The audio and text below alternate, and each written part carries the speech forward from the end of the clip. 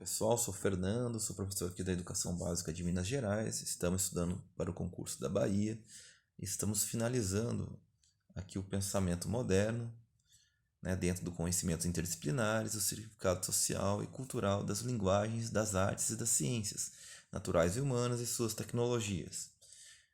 Então, dando continuidade para finalizar, nas palavras de Max Weber, com efeito, para o homem, enquanto homem, nada tem valor a menos que ele possa fazê-lo com paixão. Por mais intensa que seja essa paixão, por mais sincera e mais profunda, ela não bastará absolutamente para assegurar que se alcance êxito. Em verdade, essa paixão não passa de requisito da inspiração, que é o único fator decisivo. Essa inspiração não pode ser forçada. Ela nada tem em comum com o cálculo frio. No campo das ciências, a intuição do diletante pode ter significado tão grande quanto a do especialista, e por vezes maior. Devemos, aliás, muitas das hipóteses mais frutíferas e dos conhecimentos de maior alcance e diletantes.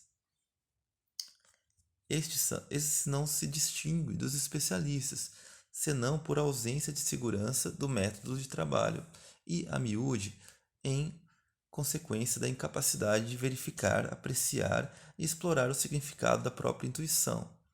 Se a inspiração não substitui o trabalho, este, por seu lado, não pode substituir nem forçar o surgimento da intuição, o que a paixão também não pode fazer.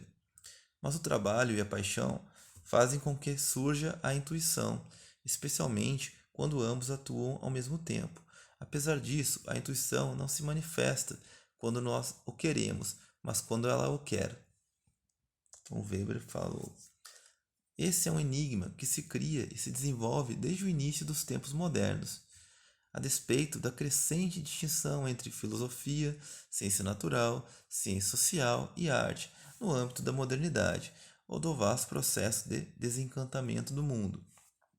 São frequentes as interlocuções abertas ou veladas entre essas esferas da cultura, do pensamento e do esclarecimento. A despeito da divisão do trabalho intelectual, induzida pelo positivismo, da institucionalização e da crescente especialização do ensino e da pesquisa e das diferenças de linguagens entre essas formas ou estilos de pensamento, multiplicam-se os diálogos entre filosofia, ciências e artes, em geral enriquecendo a cultura, o pensamento e o esclarecimento. São diálogos que já estavam presentes nos escritos de Galileu, Giordano Bruno, Bacon e Vico, bem como em Shakespeare, Cervantes, Camões e Goebbels, continuando nos séculos seguintes com Goethe, Diderot, Nietzsche, Freud, Sartre, além de Kafka, Musil, Beck e Borges. Note-se que as noções de tempo e espaço, além de outras como presente e passado, ser e devir, parte e todo, aparência e essência, singular e universal, podem encontrar-se evidentes ou implícitas em diferentes criações científicas, filosóficas e artísticas. Em certos casos, fica bem claro o modo de desvendar o que se pode ser a situação, o indivíduo, a vivência, a subjetividade, as modulações da consciência, bem como a continuidade e a descontinuidade, a crise e ruptura, o dramático e épico. Dependendo da forma da narração, um texto científico pode ser concebido em uma entonação dramática ou épica e também lírica. Em alguns casos, revela-se o pathos trágico que parecia atribuído da obra de arte, mas que se revela também na criação científica e filosófica, dependendo da arquitetura, do ritmo e da tensão com que está sendo narrada.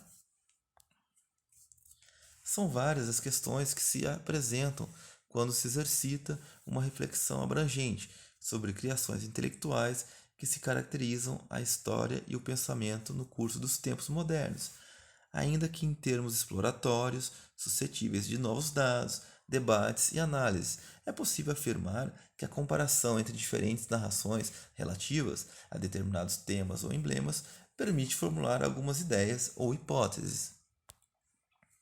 Primeiro, depois da intensa e generalizada demarcação das fronteiras entre a filosofia, as ciências e as artes, compreendendo inclusive uma crescente especialização e fragmentação de cada uma e de todas as disciplinas, muitos são levados a reconhecer que a filosofia, as ciências sociais e as artes participam decisivamente, muitas vezes em colaboração, da formulação e reformulação dos emblemas marcantes dos tempos modernos.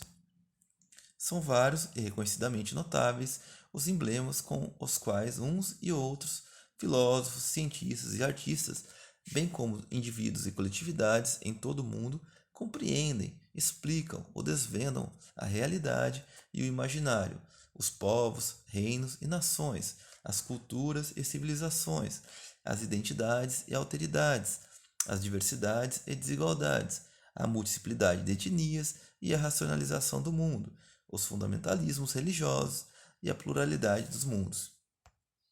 Segundo, o cientista social, o filósofo e o escritor, bem como outros artistas, estão também, em geral, taquigrafando algo da vida, a realidade, o modo de ser, as situações, as convulsões sociais, as objetividades, as subjetividades, as inquietações, as ilusões ou os imaginários, sempre de modo a esclarecer, compreender ou revelar o labirinto, a Babel ou o caos indecifrável, indizível.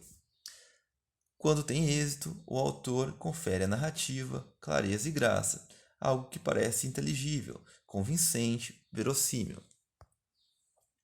A maioria, se não todos, aos poucos é capturada pelo que é narrado, no curso da própria narração.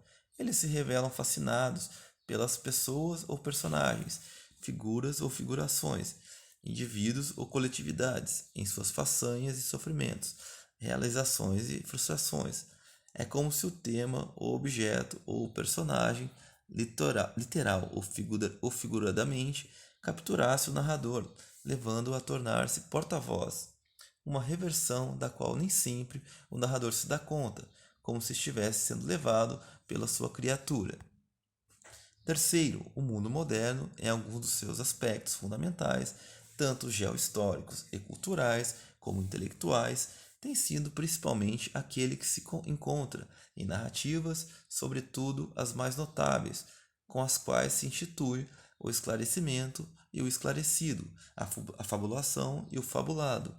Alguns emblemas reconhecidamente fundamentais contribuem para revelar ou demonstrar que a modernidade tem sido muito mais aquela que está nos textos, as narrativas. É como se, diante da realidade, o imaginário infinito e inextricável, a narrativa, se revelasse um modo de esclarecimento ou uma forma de encantamento com os quais os indivíduos e coletividades, bem como intelectuais e artistas, exorcizam enigmas da razão e da fantasia. Pois bem, pessoal, a base de informações é a apostila Novos Concursos. Eles tiraram do Cielo e essa foi a colaboração para encerrar esse item, ok? Então partiremos para o próximo item na próxima aula.